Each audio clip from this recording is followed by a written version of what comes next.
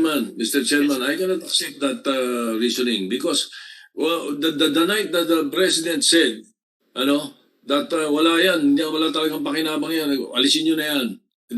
And I will tell DOH, he said so, o the following day. Di ba? Wala pang 48 hours, Mr. President, sinasabi ngayon, bumaliktad ang Presidente. After Secretary Duque said na after he consulted with these four, kung mga 8 staff o sino man sila, kailangan 48 hours nga yung swab para kausapin ng Presidente. Saan nila nakasausap? Nagpunta ka agad sila sa Presidente the following day? Nag-Zoom po, Mr. Chairman, nag-Zoom meeting po. Zoom meeting po yung meeting and that's documented, Mr. Chairman. We will produce the transcript of the same, Mr. President. Kaya nga, they started convincing the President again. Dapat kami nakausap ng Presidente, hindi kayo. Yun ang tama dun eh. Well, yes. I rest my case, Mr. President. Can I have... Kung bakit hindi nire-require ng WHO at saka ng CDC tapos biglang i-require natin. Senator Delon is recognized. Yes, thank you. Just a few questions on the Secretary.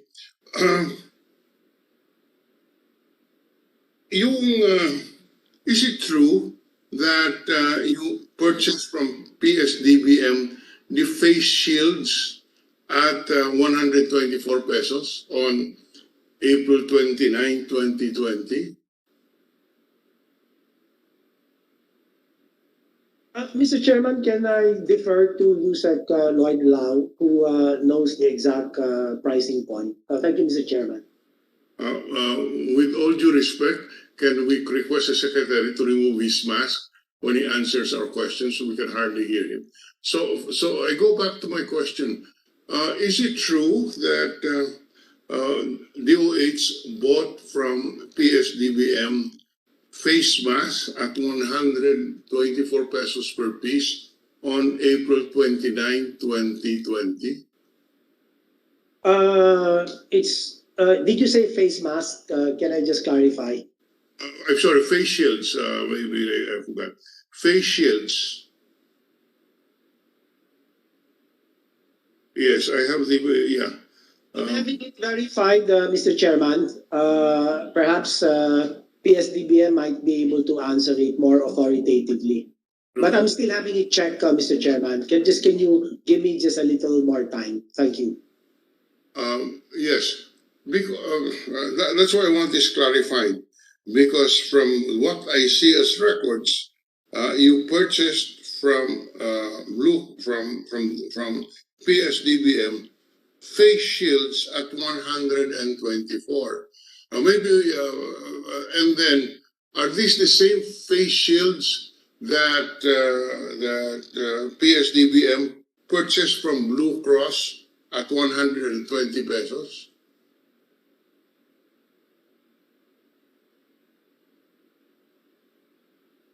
That's correct. Mr. Chairman, with all due respect, may I just ask the Yusek Carol Taino to give a rejoinder to the question? Thank you, Mr. Chairman. Yusek Carol Taino. Issue, Blue Cross. I could hardly. Anyway, what's the response? Is it is this true or not? Did you purchase from PSDBM face shields at 124 pesos on April 29, 2020? Andiyan na po si Yusek Carol Taino, Mr. Chairman, the head of the Procurement Supply Chain Management Office. May I request that whoever is the staff of the good secretary relay the answer to the secretary and for the secretary to answer this. Please don't pass me off to your director or whomsoever. Yes, you can consult your director as to whether the statement I am making is correct or not. But please respond to the question. Good afternoon, Mr. Chairman, Your Honors. Yes, we confirm that we have procured face shield from the For 124 pesos. there is a purchase request. Is that correct? Yes, Your Honor, Mr. Chair. All Chairman. right. Is this same face shields, was this the same face shields purchased from Blue Cross at 120 pesos on April 22, 1 week before it was purchased by DOH? The source of the procurement from the face shield that we do not know, sir. Yeah, but you purchased it from PSDBM. Yes. Is To that the correct? virtual store. Yes, sir. Opo. And the inventory at that time came from Blue Cross, which the PSDBM purchased at 120. Okay, now I'll go to my question now. Mr. Secretary, when you moved 42 billion to PSDBM, was it to replenish or was it to purchase the inventory of face shields, face masks, etc.? Mr. Chairman, my documents will show that when we downloaded through the agency procurement request or the APRs, this started on March 26, spanning through several months until December 4, 2020. And the Please, Secretary Duque, answer my question. When you moved 42 billion, was it to replenish or to build up the inventory of PSDBM for the supplies? No, Mr. Chairman, definitely, Mr. Chairman. So yung PPEs po ang amin. In what concept did you transfer this? There, we can only transfer it on the role of the PSDBM, and I hope the chairman of the COA listens. When you move 42 billion, it's either you move this to DBM in the concept of a procurement entity directing PSDBM to purchase it for you, or you transfer this money to build up the inventory for common use supplies. Hindi po ba? Dalawa lang yun eh. The former is correct, Mr. Chairman. Okay. If I am correct, then in what concept did you move these funds? Did you move these funds to PSDBM as the agent of DOH, or do you move it to PSDBM so that they will have an inventory of these so-called common use supplies and equipments, so that when the government agencies, government hospitals would need this, they do not have to go through bidding. In other words, the PSDBM became a virtual store where these government agencies simply place their purchase orders. So which one? I'm interested, Mr. Duque. Yeah, the first one is correct, Mr. Chairman. We had to download through the APR for them to purchase the needs of our healthcare workers. So okay, to purchase. When you requested them to purchase, did you request them to purchase in your behalf? Yes or no? It was an APR that I signed. In fact, 9014 APRs were signed by Yusek Carol Taino, and I did sign I'm sorry, Mr. Duque.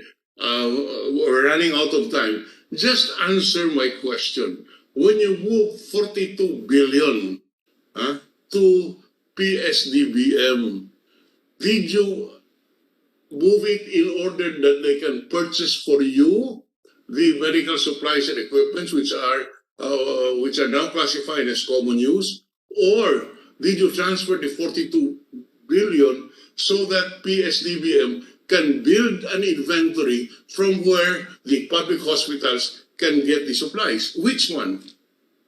The first one, Mr. Chairman, the procurement of these supplies as common use supplies and equipment on our behalf, Mr. Chairman.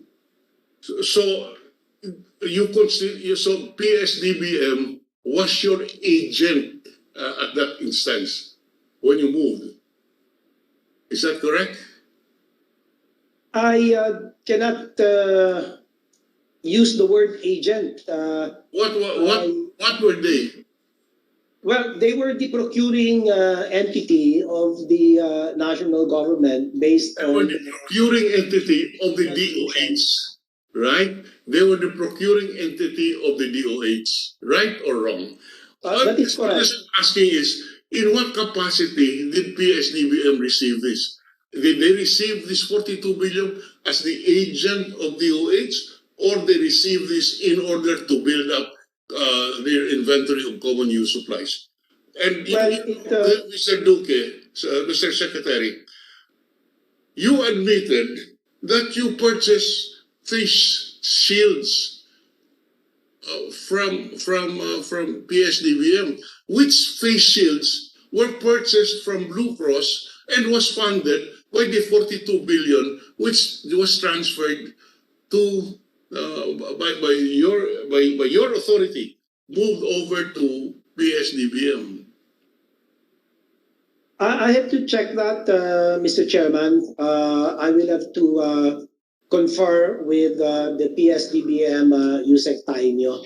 Mr. Secretary, it is most disappointing that you moved 42 billion to another agency and you cannot even remember what was the nature of the transfer.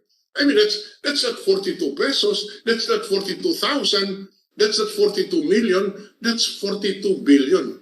And you cannot even answer me now what was the nature of the authorization to PSDBM. I am asking a very simple question. When you ask PSDBM to purchase this, were they purchasing this so-called common use supplies as your representative and agent and in your behalf, or did you pass on to them the 42 billion so that they can have an inventory of medical supplies worth 42 billion? Very simple question. Mr. Chairman, I stick to my earlier rejoinder that we procured this as part of the common use supplies and equipment. You purchase this as common use supplies and, I'm sorry? The common use supplies and equipment, and that is the concept, that is the basis for our downloading through the agency procurement request as stipulated in the After the GPTV. procurement is made, who now owns the supplies? PSDBM or DOH? The DOH, Mr. Chairman. DOH. So why did you purchase face shields from PSDBM if DOH is the owner? Why was there a suggested retail price? And the suggested retail price was already so high that the agencies did not want to buy it anymore. Mr. Chairman, with the permission of Senator Drilon. Yes, sir. Yes. To summarize yung point na nilaraise si Senator Drilon, hindi ba double payment yan? Nag-advance ka, tinaras mo yung pera, tapos bibili ka uli, sarili mong pera ginamit. Yeah. It's a case of double payment. Paliwanag po yan, sir. And not only that, may commission na 4%. Nagamit per service fee. So talagang hindi ko maintindihan. Paliwanag naman eh. Tinatanong na namin simple lang. Ito po ba nung binigay niyong 42 billion, ang sabi nga ni Senator Recto, pabili. Pabili. Ibig sabihin, kung bumili ang PSDBM for in behalf of DOH, The supplies are properties of DOH, logically. Now, why is it that you purchase your own supplies?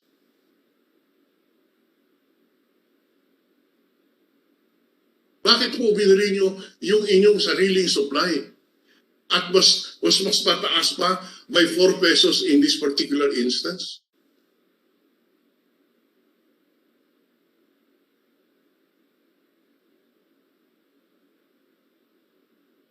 Wala po tayong, hindi natin paliwanag ito siguro, ano? If I may, the purchase of the DOH, these are loose face shields and surgical mask pieces. Hindi po siya kasama doon. Kasi pinamigay din namin ito, hindi po siya kasama doon sa PPE sets. So these are separate items. The PPE sets will be accounted for, can be accounted for with the document trail, with the paper trails, Mr. Chairman. It's not a question of accounting. For the last 20 minutes, I've been trying to get the correct situation, and I keep on getting turning around. I mean, answers which are not precise. I have a very simple question. When the PSDBM purchased the face shields, did they purchase this in behalf of DOH, or did they purchase this as part of their inventory? The first one is correct, Mr. Chairman. What is correct? They bought it in our behalf, Mr. Chairman. Based on the GPPB resolution. They purchased it in your behalf. So why did you purchase it back from them if they purchased it in your behalf? You are the owner. No, Mr. Chairman, I'm sorry, but I have no information of the same that we purchased this. Can I just respectfully ask Yusek All right. Carol Taino to please clarify this particular... We have no more time, but anyway, you'll have time to research. Now, the next question is, and this is because this is in relation to the finding of COA.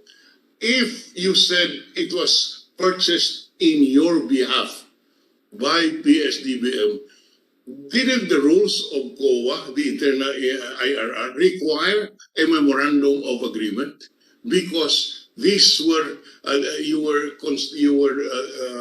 designating PSDBM as your agent, your purchasing agent. You are the principal. The money is never is still the funds would still be with the DOH, and that is why That's why there's a MOA required under the rules, because you entrust to them funds of your department.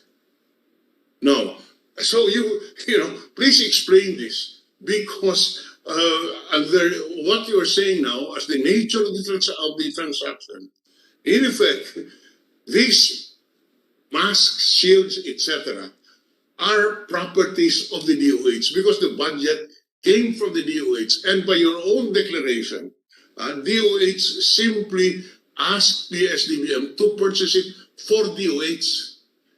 Now, you purchase it for the DOH, and yet the DPSDBM, when they moved back the merchandise or the supplies to DOH, DOH paid 4 pesos more than the 120 pesos na nanggaling din sa DOH budget. Mr. Chairman of the COA, can you clarify us on this? Yes, Mr. Chairman. Kasi kung stock in trade din or nasa inventory na po ng PSDBM yan, yun yung sinasabing hindi na kailangan ng MOA kasi you're just getting the items and then i-deduct na lang dun sa float. The amount of money that you already transferred beforehand. Kaya lang dito, it might have been a combination. There might have been some stocks, but then mukha namang there was really a requirement for them to purchase for DOH. Kaya nga nag-fund transfer. And in fact, as clarified by Secretary Galvez, itong mga binili were those that were distributed or being distributed sa DOH regional offices and the like. Kaya nga po we were requiring the auditors were requiring a MOA. That is why, since they were just purchased, since PSDBM purchased this for and on behalf of the DOH, there should have been a MOA under the rules of the COA. Yes po. All right. That's all I wanted. And here, there was no MOA signed. Wala pa po. Wala pa. Mr. Chairman, Isang taon na eh. Mr. Chairman, if I may just respond very quickly, the PSDBM has been of the position, and they have these documents to say that the legal basis for the procurement by PSDBM of these common use supplies and equipment is supported by the letter of instruction number 755, the GPPB resolution 03-2020, and also PSDBM section 4 of executive order EO 285. But I will just give you the copy of these documents, and that has been reiterated in a document that has been submitted to me by Attorney Paul Gimbarda of the procurement and supply chain. Now, I would like to read out to you the one of the recommendations of COA in their consolidated agency annual report. Nakalagay po dito, management of fund transfers. No? We recommend, this was given to us when the AAR, the CAR, was submitted. No?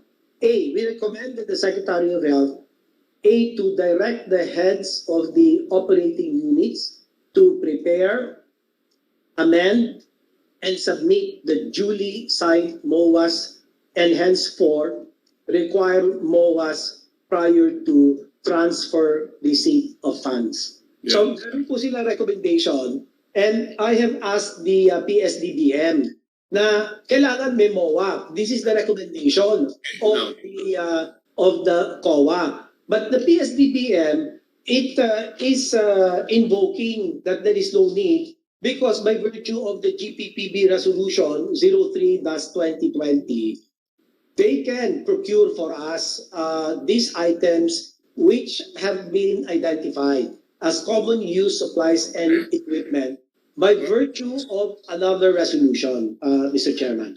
Mr. Secretary, as every lawyer will tell you, in the situation that we see today, or when these purchases were made, from your own assertion, DOH retained the ownership of the budget.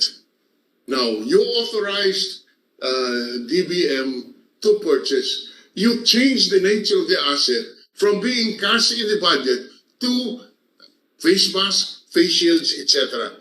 So you should still own that asset, which you now distribute to public hospitals, etc. But in this particular case, that same asset of that same asset of the DOH, which is now in the form of a face shield instead of a cash of 120 pesos, it was sold to you for 124.